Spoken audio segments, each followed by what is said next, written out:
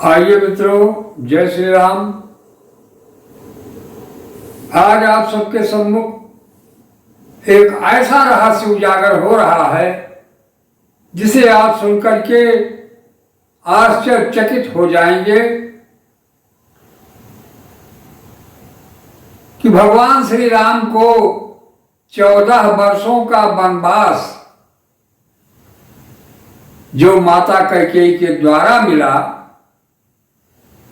ये ऐसा हुआ क्यों, किसके कहने पर हुआ था, ये बड़ा भारी राज है जिसके बारे में आप लोगों ने शायद सुना ही नहीं होगा।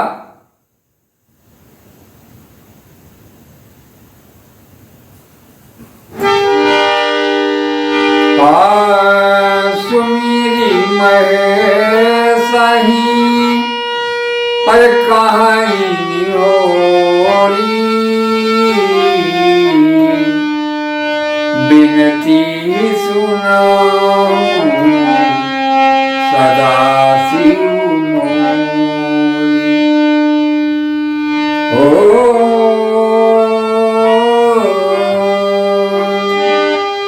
सुमीरी महेशही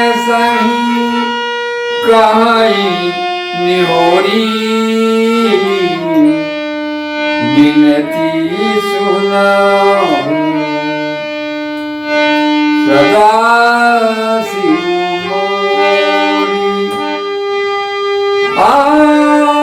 आशुतोष तुम अवधर दानी आरत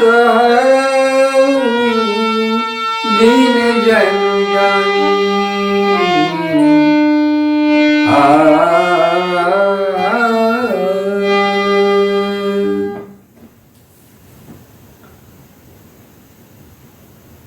ये बड़ी ही अजीब रहस्यमयी बात है मित्रों कि माता कैकेयी राम जी को अपने पुत्र से भी ज्यादा प्रेम करती थी। तो एक बार की बात है, ये वनवास होने से पहले की बात है। भगवान श्री राम माता के पास खेल रहे हैं और उनसे कह रहे हैं माता कैकेयी से कि माता, मैं आपसे कुछ मांगना चाहता हूं, क्या आप दे सकेंगी? तो भगवान की बात सुनकर के माता कैकेयी ने कहा, अरे पुत्र, मेरे लिए तो आपके लिए सभी कुछ न्यौछावर है, तुम्हारे लिए तुम कहो क्या कहना चाहते हो, ऐसा कुछ नहीं है जो मैं नहीं दे सकती हूं।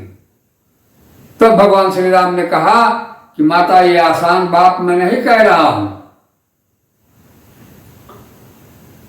तो उन्होंने कहा कि क्या बात है ऐसी? कहीं आपको बहुत बड़ा कलंक मिलेगा, बहुत बड़े कलंक का दुख सहना पड़ेगा मां। यहां तक कि उन्होंने कहा, कोई भी संसार का सबसे बड़ा दुख हो बेटा, वो भी मैं सह लूंगी, आप कहो क्या चाहते हो।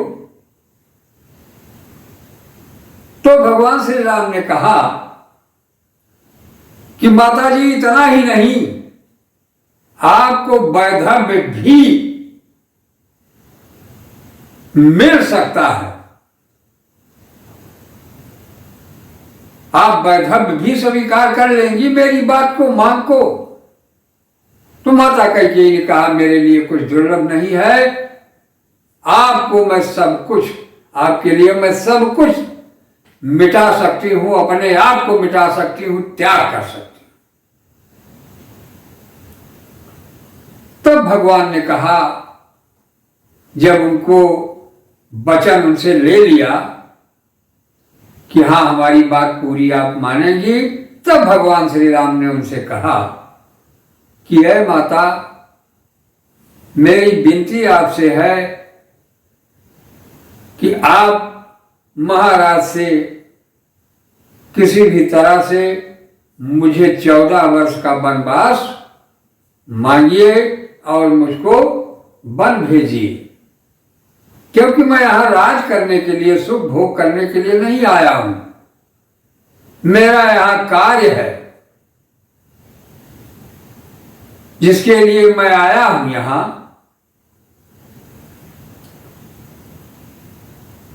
कैकेयी को आश्चर्य हो गया कि अरे ये तो बहुत बड़े दुख की बात कह रहे हो, लेकिन अब वचन से अपने बंध भी चुकी हैं। तो भगवान राम ने उन्हें बहुत अच्छी तरह से समझाया, क्योंकि भगवान का जन्म कैसे होता है।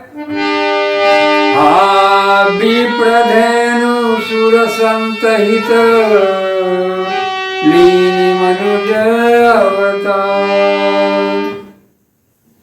वो परमात्मा जो कण कण में व्याप्त है, जब जहां से जो चाहे वो कर दे, लेकिन उसको नर लीला करना है जिससे कि मनुष्यों को जीवन जीने का एक सच्चा आदर्श प्राप्त हो सके।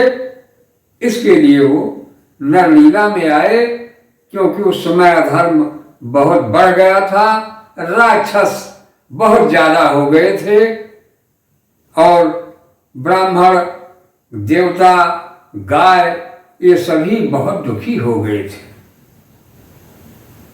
तब भगवान आए कि मैं सभी का कष्ट एक साथ दूर कर दूंगा। तो उन्होंने समझाया कैकेयी माता को कि मुझे मोह बन सब भांति सुपासु, क्योंकि हमारे लिए वहां पर बहुत भक्त, हमारे मुनि ऋषि और संत, ये सभी हमारे दर्शन के लिए बहुत कठोर तप में लगे हुए हैं। माता सबरी कब से मेरा रास्ता निहार रही है, वो बुढ़ी हो चुकी है, जर्जर अवस्था में। तो मुझे इन सबको दर्शन देना है और जितने दैत्यों का साम्राज्य दक्षिण भारत में भर चुका है, उनको सबका विनाश करना है। अब जिसे आप लोग महाराष्ट्र मुंबई कहते हैं, वो नगरी भी निश्चरों की ही थी, मामा मारीच की नगरी वही थी। तो तमाम राक्षसी गढ़ बना हुआ है। दक्षिण भारत चले जाइए या पूरब चले जाइए, पश्चिमी सभ्यता को देखिए, ये सब राक्षसों का भर गया गढ़ है पूरा। राक्षस कौन? सींग पूंछ वाले नहीं, जो मांस का सेवन कर रहे हैं, मदिरा का सेवन कर रहे हैं, सबका हरण कर ले रहे हैं, चोरी, बेईमानी, क्रोध, आवेश, मांस, मदिरा, इन सबका सेवन करने वाला ही राक्षस है। राक्षसी प्रवृत्ति जिसकी हो जाए वो राक्षस है। इनके मारे अच्छे लोगों का जीवन बिल्कुल दुर्लभ हो रहा है जीना। वही स्थिति जो आज हो चुकी है, घोर राक्षसों का गढ़ भर बाड़ी हुई है। निश्चरों की तो संख्या नहीं बताई जा पाएगी इस समय। भक्तों की संख्या बहुत थोड़ी सी रह गई है, एक मुट्ठी भर, जिनकी की कहीं सुनवाई ही नहीं। अब अगर ये बात चलती रहेगी तो चलती ही रहेगी मित्रों। तो हुआ ये कि माता कैकेयी को भगवान श्री राम ने बहुत कुछ समझाया कि मुझे वहां अनेक भक्तों को दर्शन देना है और मुझे तमाम राक्षसों का विनाश करना है और पृथ्वी पर धर्म की स्थापना करना है। इतने कार्य को करने के बाद मैं वहां से लौट कर आऊंगा, तब राज्य में स्वीकार कर लूंगा। लेकिन पहले मैं जिस कार्य के लिए आया हूं उसके लिए मुझे और मां आपके अलावा मेरे इस कार्य में कोई सहयोग देता हुआ दिख नहीं रहा है, कि जो दे सकता है, क्योंकि आप ही सबसे ज्यादा मुझे प्रिय हैं और मैं आपको प्रिय हूं। इसलिए आपको अपने आप को न्यौछावर करते हुए हमें इस शुभ कार्य के लिए आप हमारे लिए रास्ता बनाएं। तब माता कैकेयी जा करके उन्होंने कहा ठीक है, मैं आपकी ही बात का पालन करूंगी। और ऐसा यत्न उन्होंने किया को भवन में जाकर के और राजा दशरथ से 2 वरदान मांगा, और उसमें एक को भरत को राजगद्दी और दूसरे में 14 वर्ष का वनवास। तो ये कथा इस प्रकार से है।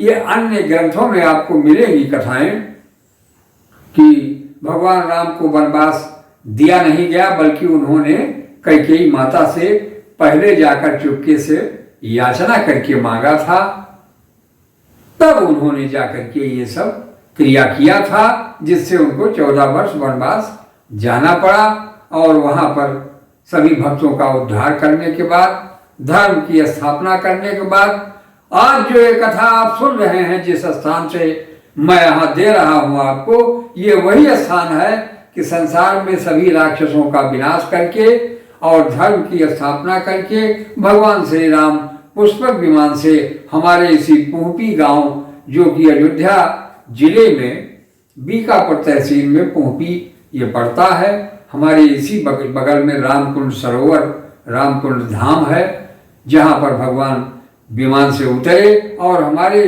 पुराने पुरखे जो ऋषि मुनि थे उनको दर्शन दिए और उनके साथ कुछ उनको उपदेश ज्ञान का, भक्ति का दे करके फिर यहाँ से भरतकुंड होते हुए अयोध्या की तरफ प्रस्थान किए।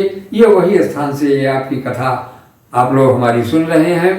अब आप लोगों की कृपा दृष्टि बनी रहे, आप लोग दया दृष्टि करते हुए हमारे चैनल को जरूर सब्सक्राइब कर लें अगर ना किए हो तो, और वीडियोज को हमारे देखते रहें। और हमसे आप अपनी बातें कुछ पूछेंगे, हम उसको बताने का प्रयास करेंगे।